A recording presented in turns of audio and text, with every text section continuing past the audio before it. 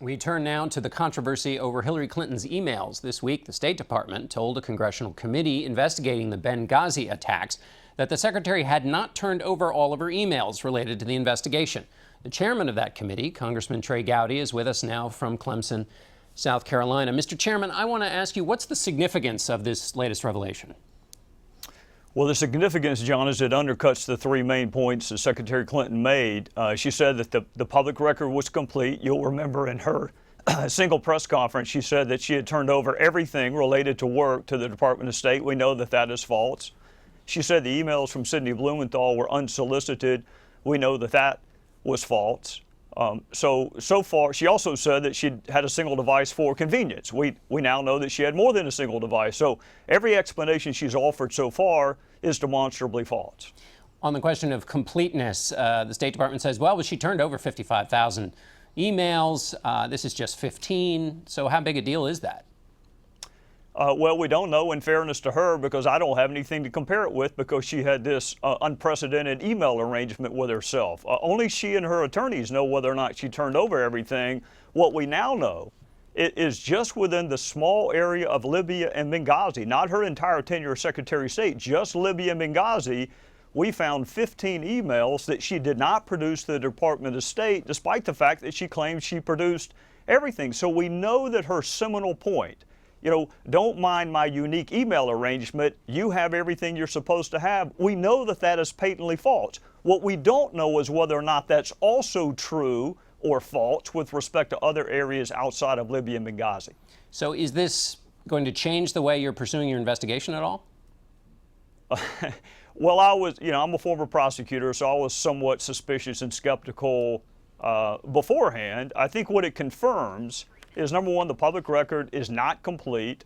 Number two, we very much need to talk to Secretary Clinton, but we cannot do that until the Department of State produces to us the emails and other documents that we're legitimately entitled to. And the other point that I would make, because I hear it all the time from your previous guest and others, is that 7 or 8 previous congressional committees looked into Benghazi. There's nothing here.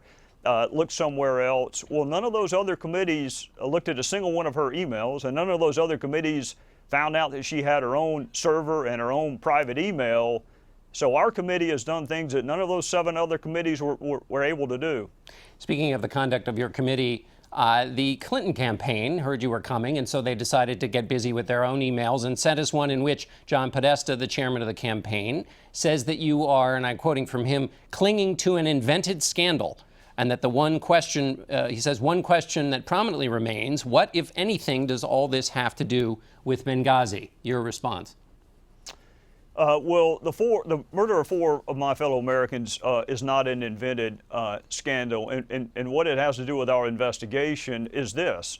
We were asked by our colleagues in the House to look at all policies, all activities, all decisions that led up to the attacks in Benghazi, the pendency of the attacks themselves, the administration's response in the aftermath, and then the administration's compliance with legitimate congressional oversight. So if you look at just the first tranche, what led to the attacks? John, what does our government now say led to the attacks? What is our government's official position on the motive behind these attacks? Anti-Western sentiment. So you don't look at anti-Western sentiment in a 24-hour vacuum prior to the attacks. You have to look at what may have spurred or spawned that anti-Western sentiment. I have no interest in looking at Northern Africa. I have no interest in looking at Bolivia or Peru, but I am going to look at what the House asked me to look at, which is what led to the attacks, and importantly, with respect to Sidney Blumenthal, this coordinated effort to mislead the American people in the aftermath of the attacks, and the Department of State's total recalcitrance at allowing Congress to investigate.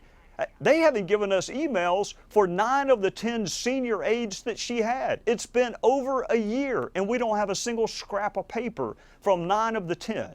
So I am happy to conclude this investigation just as soon as John Kerry decides that he's going to give us the documents we're entitled to. Are you going to call anybody in from the State Department? Pardon me? Are you going to call anybody in from the State Department and talk to them about this? We've called them in privately before because I've tried to do this the right way. Not with theater, not with theatrics. I've tried to do it without the drama, just the documents. But that has not proven to be successful. So I have met with Secretary Kerry's chief of staff privately. We talked on the phone last week. Our next interaction will be public.